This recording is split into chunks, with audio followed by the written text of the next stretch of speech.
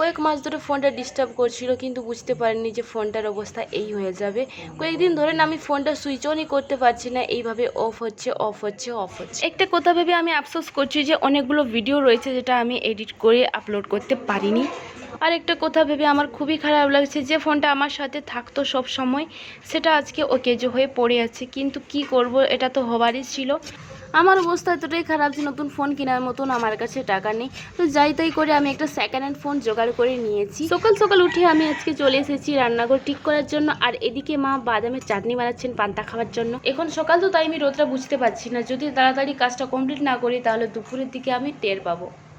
মা খেয়ে চলে গেছেন জঙ্গল রান্নার কাঠ আনার জন্য। তো এদিকে আমি তাড়াতাড়ি করছি কারণ রোদটাও বাড়ছে, আর মা আসলে রান্না করবেন, তার আসার আগেই আমাকে রান্নাঘরটা ঠিক করে দিতে হবে। খুঁটিগুলো আমি গেড়ে দিয়েছি, আর এখন শুধু ওপরেরটা কাজ বাকি আছে। এটা উপরে দিয়েই আমি দিয়ে দেবো উপরের ত্রিপল, তারপরেই হবে ছায়া। 9:30 পেরিয়ে যেতে দেখি আমার বোন ডাকলো, বললো দিদি ব্রাশ করে আয়, কিছু খেয়ে নে, তারপরে না হোক আবার কাজ করবি।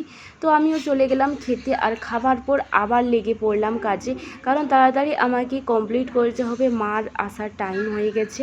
এর ফাইনাল লুকটা নেক্সট ভিডিওতে দেখতে পারবেন।